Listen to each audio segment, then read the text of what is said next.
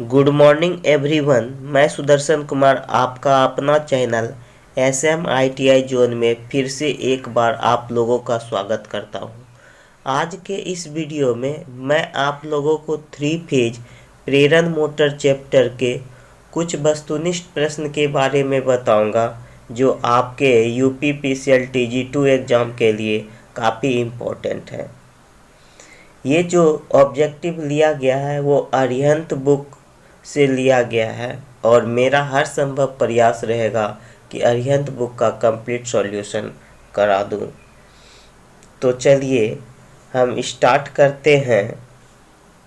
देखिए question number 1 है, मैं कह रहा है प्रेरित विद्युत वाहक बल की दिशा सदैव ऐसी होती है कि वह ऐसी धारा स्थापित करने का प्रयास करता है जो उस गति अथवा चुंबकीय पुंज परिवर्तन का विरोध करती है जिसके कारण विद्युत वाहक बल प्रेरित हुआ है।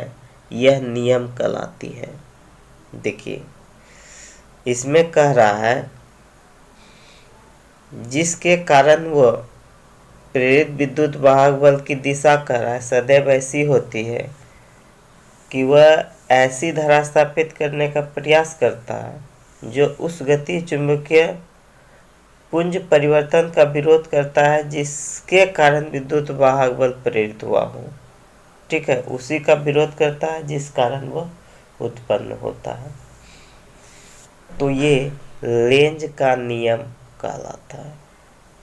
ठीक है, ये आपका लेंज का नियम कहलाएगा जिसके कारण उत्पन्न होता है और उसी के कारण वो क्या हो विरोध करता हो। तो ये लेंज का नियम जो ऑप्शन नंबर बी कहलाता है। फिर चलिए 3 फेज इंडक्शन मोटर के स्टेटर में उत्पन्न हुआ चुंबकीय क्षेत्र डैश पर गति होता है। देखिए 3 phase induction motor self start होता है। ठीक है, तो मोटर में कह रहा है स्टेटर पे उत्पन्न, जानते हैं कि इसमें जो है ना इसकी बनावट में जो हम लोग एक स्टेटर लेते हैं और रोटर लेते हैं। और स्टेटर में हम लोग क्या करते हैं 3 फेज सप्लाई देते हैं। तो उसमें जो है 3 फेज में उत्पन्न हुआ चुंबकीय क्षेत्र जो है वो डैश पे गतिमान होता है, यानी वो उसको हम स्टेटर को हम तुल्यकालिक गति पे क्या करते हैं घुमाते हैं। ठीक है, तो यहाँ पे ऑप्शन नंबर बी होगा। 3 नंबर क्वेश्चन में कहता है कि जिस मोटर को सबसे कम अनुरक्षण की आवश्यकता होती है वह, मतलब कौन सा ऐसा मोटर है जिसमें क्या होगा सबसे कम अनुरक्षण की आवश्यकता होगी। तो सबसे कम अनुरक्षण की आवश्यकता होती है स्क्वायरल गेज इंडक्शन मोटर। जो स्क्वायरल गेज इंडक्शन मोटर होता है उसमें सबसे कम अनुरक्षण की आवश्यकता होती है। तो ऑप्शन नंबर डी आपका सही है। क्लियर। उसके बाद चलिए उसके बाद चौथा नंबर क्वेश्चन की ओर चलिए। चौथा नंबर क्वेश्चन में कह रहा है यदि कोई 3 फेज मोटर केवल 2 फेज पर प्रचालित की जाए, 3 फेज मोटर है और केवल उसको 2 फेज पर ही हम लोग चलाएंगे तो यह प्रक्रिया सिंगल फेजिंग कहलाता है। कभी कभी पूछ देगा सिंगल फेजिंग क्या है। तो कोई भी 3 फेज मोटर को यदि 2 फेज पर प्रचालित किया जाए तो यह सिंगल फेजिंग कहलाती है। और इस प्रक्रिया से मोटर अंततः क्या होता है लोड नहीं उठाती है। सिंगल फेजिंग प्रक्रिया में कोई भी मोटर जो है वो लोड नहीं उठाएगी, मोटर अंततः लोड नहीं उठाएगी, जो ऑप्शन नंबर बी सही है। 5 नंबर क्वेश्चन देखिए।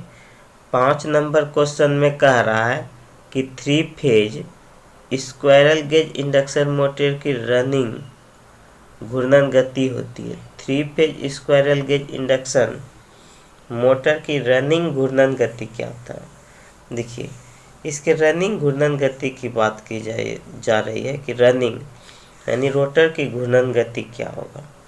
तो देखिए, इसका रनिंग घूर्णन गति जो है ना, हमेशा तुल्यकालिक गति से कम रखते हैं।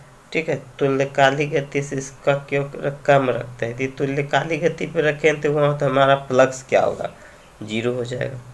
रिलेटिव स्पीड जो है मेरा जीरो निकलेगा तो हमारा फ्लक्स क्या होगा, जीरो होगा। ठीक है, तो इसलिए हम उसको हमेशा गति उसका क्या रखते हैं, कम रखते हैं, जो ऑप्शन नंबर डी सही है। छठा नंबर क्वेश्चन को समझिए। कह रहा है प्रेरण मोटर में विकसित होने वाला घुमाव बल समानुपाती है। प्रेरण मोटर में जो विकसित होने वाला घुमाव बल होता है वो हमेशा याद रखिएगा, जो घुमाव बल जो होगा प्रेरण मोटर में वो समानुपाती होगा स्रोत वोल्टेज के स्क्वायर के। ये याद रखिएगा, बहुत इम्पोर्टेंट है। T proportional to V square, जो यहाँ पे ऑप्शन नंबर बी सही है। इससे नॉमरिकल भी दिया करता है कि मान लीजिए वोल्टेज जो है ना 2 है तो टॉर्क क्या हो जाएगा, टॉर्क उसका 4 गुना हो जाएगा। 7 नंबर क्वेश्चन में देखिए, कह रहा है स्लिप रिंग प्रेरण मोटर की रोटर कुंडलन को प्रतिरोधक से जोड़ने का उद्देश्य क्या है। देखिए, स्लिप रिंग प्रेरण मोटर को, स्लिप रिंग प्रेरण मोटर, इंडक्शन मोटर दो प्रकार का हुआ, एक स्लिप रिंग और दूसरा होता है स्क्वायरल केज। तो स्लिप रिंग मोटर को, एक मोटर की जो रोटर होता है, रोटर की जो कुंडली होता है, उसको हम लोग क्या करते हैं, प्रतिरोधक से जोड़ देते हैं। तो ये प्रतिरोधक से जोड़ने का उद्देश्य क्या होता है, क्योंकि जोड़ने का उद्देश्य यह है कि उसके स्टार्टिंग टॉर्क को बढ़ाना। ठीक है, क्लियर। तो हम यहाँ करते हैं उसके क्या, स्टार्टिंग धारा को सीमित करके स्टार्टिंग घुमाव बल को बढ़ाना। बोले ना कि उसमें क्या होगा, अगर उसके रोटर में प्रतिरोध जोड़ने का मतलब ही यही है कि उसके हम टॉर्क को बढ़ाते हैं। तो जब टॉर्क को बढ़ाएंगे तो स्टार्टिंग धारा मेरा क्या होगा, कम हो जाएगा। यानी टॉर्क को बढ़ाना तथा स्टार्टिंग धारा को कम करना। तो ये ऑप्शन नंबर सी सही है। फिर आइए 8 नंबर क्वेश्चन में कह रहा है एक 4 ध्रुवीय एसी मशीन में, 4 ध्रुवीय एसी मशीन में कुल विद्युतीय डिग्री निम्न के बराबर होगा। 4 ध्रुवीय एसी मशीन में कुल विद्युतीय डिग्री बोल रहा है, तो ये 2 ध्रुव में होता है। 2 ध्रुव यानी 2 पोल में कुल जो है इलेक्ट्रिकल डिग्री होता है 360 डिग्री। तो उसी तरह अगर 4 पोल की बात की जाए तो 4 पोल में क्या होगा, दो में इतना, तो 4 में क्या होगा, 360 गुना 2। तो 360 गुना जब 2 कीजिएगा तो आपको कितना होगा, 72 डिग्री इलेक्ट्रिकल, जो ऑप्शन नंबर यहाँ सी सही है। उसके बाद चलिए 8 नंबर हो गया। 8 नंबर के बाद देखिए 9 नंबर क्वेश्चन में कह रहा है स्लिप रिंग प्रेरण मोटर में प्रयुक्त तीनों वाइंडिंग का संयोजन समांतर डैश में होता है। समान रूप से कह रहा है कि स्लिप रिंग प्रेरण मोटर में प्रयुक्त तीनों वाइंडिंग का संयोजन समानतः किस में होता है। तो देखिए, सामान्यतः हम लोग क्या करते हैं, तीनों वाइंडिंग को स्टार में संयोजित करके रखते हैं, जो ऑप्शन नंबर बी सही है। आप कर सकते हैं स्टार डेल्टा दोनों, लेकिन समान रूप से हम लोग स्टार में ही संयोजित करके रखते हैं। उसके बाद देखिए 10 नंबर क्वेश्चन, एक स्क्वायरल गेज इंडक्शन मोटर के रोटर में से यदि 2 रोटर छड़े खुल जाए तो रोटर क्या होगा। देखिए, एक स्क्वायरल गेज इंडक्शन मोटर के रोटर में से यदि 2 रोटर छड़े खुल जाए तो क्या होगा। 2 रोटर छड़ उसमें खुल जाएगा तो क्या होगा, क्योंकि हम जानते हैं कि रोटर में हम क्या करते हैं, छड़ को इंसर्ट कराते हैं, ठीक है। तो 2 छड़ यदि खुल जाएगा तो रोटर क्या होगा, तो वो बहुत कम चाल पर शोर के साथ चलेगा। 2 छड़ खुल जाएगा तो उसका चाल कम हो जाएगा, ठीक है। साथ ही साथ वो शोर भी उत्पन्न करेगा, यानी इसका जो क्या होगा, बहुत कम चाल पर शोर के साथ चलेगा। 2 छड़ खुलने का मतलब ये है कि रोटर तो घूमेगा जरूर, लेकिन बहुत कम चाल से घूमेगा और वो शोर भी उत्पन्न करेगा। तो यह ऑप्शन नंबर सी सही हो जाएगा।